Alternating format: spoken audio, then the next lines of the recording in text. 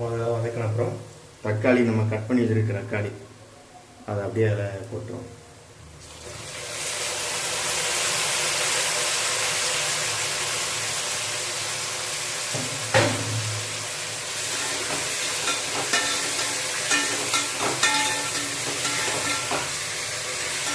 இது தக்காளி பழம் இது நல்லா மிளகாய் நல்லா வதங்கிட்டா அதுக்கப்புறம் இஞ்சி பூண்டு பேஸ்ட்டு கடைசியாக போடுறோம். எதனால் இஞ்சி பூண்டு பேஸ்ட் கடைசியாக போடுறோம்னா அடியில் பிடிச்சிக்கும்.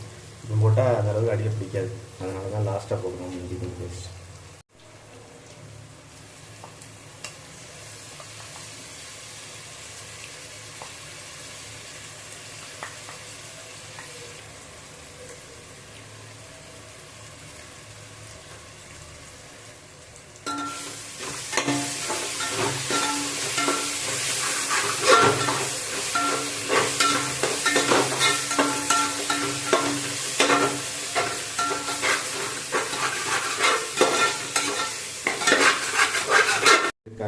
கொத்தமல்லியை அப்புறம் போடணும்.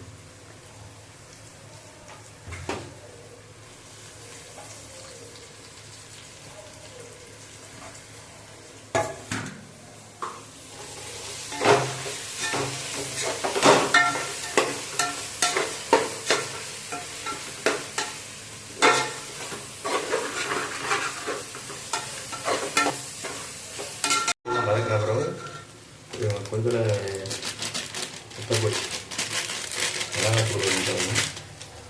அப்புறம் பிரியாணி மசாலா அது தேவையான அளவு பார்த்து போடணும். போட்டு நல்லா வதக்கி வச்சுக்கணும். இதனால் தயிர் கொஞ்சம் ஆட் பண்ணிக்கலாம். தயிர் ஆட் பண்ணால் அந்த வண்டியை பிடிக்காது.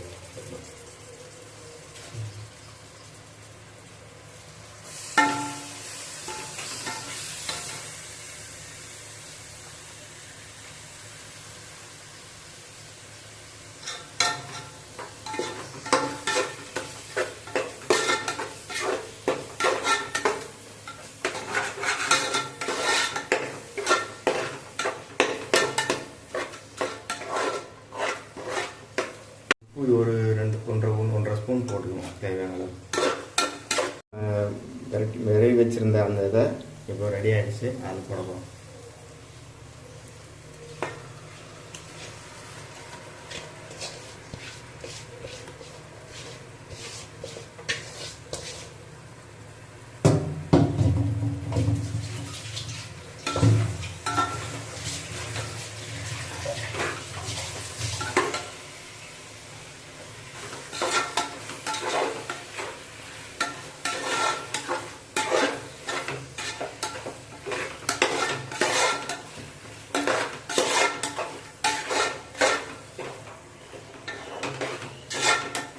இந்த மாதிரி நல்லா வதக்கி வச்சுக்கணும்.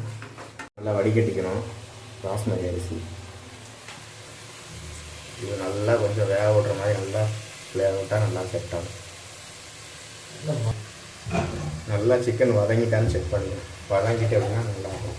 அப்போ தான் தம்போட முன்னாடி நல்லா பாதியாக கலந்துடும். தேவையான அளவுக்கு கொஞ்சம் தண்ணி ஊற்றிக்கணும். தண்ணி எவ்வளோ அளவு ஊற்றணும் அப்படின்னா 1/2 கிலோ அரிசிக்கு 4.5 டம்ளர் கணக்கு ஊற்றணும். அந்த மாதிரி நல்லா இந்த சிக்கனும் அந்த மட்டை அந்த அளவுக்கு தண்ணி வர மாதிரி மேலே ஊற்றிக்கணும். இந்த மாதிரி தண்ணி ஊற்றிட்டு தண்ணி நல்லா கொதிச்சப்புறம் அரிசி போடணும். இந்த மாதிரி தண்ணி நல்லா மட்டமாக வச்சுட்டு கொஞ்ச நேரம் கொதிக்க விடணும். அது இந்த மாதிரி மூடி வச்சு மூடிட்டோம்னா கொஞ்சம் நல்லாவே கொதிக்கும். கொதிச்சப்புறம் அரிசி நம்ம ரெடி பண்ண அரிசியை நல்லா தண்ணி வடித்து வச்சு அதுக்குள்ளே போட்டுடணும். ஃப்ளேம் வச்சுக்கணும். அரிசி ஃபுல்லாக போடணும்.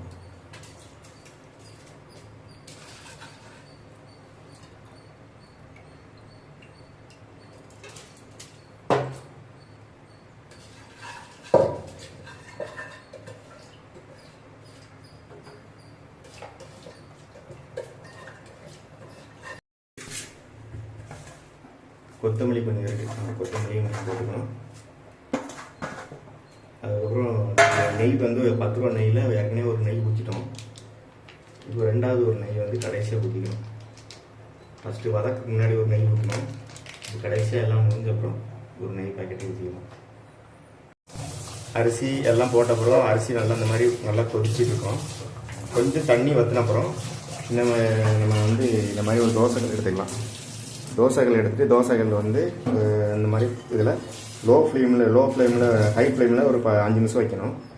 அந்த 5 நிமிஷத்தில் கல் நல்லா சூடாயிரும். அதுக்கப்புறம் ஹை ஃப்ளேமில் குறைச்சிட்டு இப்போ லோ ஃப்ளேம் ஆக்கி அதுலேருந்து ஒரு 5 நிமிஷம் வைக்கணும். அதுக்கப்புறம் இதை மேலே வச்சு தம் போட்டு வைக்கணும். ஹை ஃப்ளேமில் வச்சாச்சு, தோசைகள் வச்சாச்சு. இது நல்லா கொஞ்சம் தண்ணி வற்றிட்டு எண்ணெயில் தம் போடுறதுக்கு வச்சு வேண்டியதான். இது செக் பண்ணணும், ஃப்ளேம் அதிகமாக கரெக்டாக ஏறிச்சாண்டு. அதுக்கப்புறம் நம்ம பிரியாணி வந்த இதை அப்படி தூக்கி அந்த வச்சிட வேண்டியதான். வச்சுட்டு ஹை ஃப்ளேமில் கொஞ்ச நேரம் வைக்கணும். மேலே வந்து ஒரு சின்ன வெயிட் ஏதாவது தூக்கி வைக்கணும். அதுக்கு ஏதாவது தண்ணி ஏதாவது ஒரு இதில் ஊற்றி வச்சுக்கோங்க. அந்த வெயிட்டை தூக்கி அப்படியே மேலே வச்சுருங்க. வச்சிங்கன்னா அது நல்லா வெளியே காற்று போகாமல் உள்ளே நல்லா பாயில் ஆகும். 25 நிமிஷம் லோ ஃப்ளேமில் வச்சு ரெடி ஆகிடுச்சு. இறக்கி பார்க்குறோம் என்ன எப்படி இருக்குன்னு.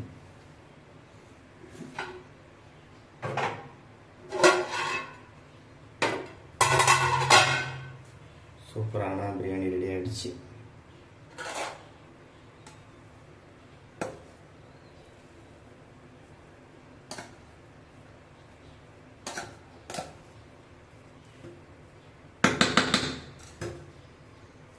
சூப்பர்,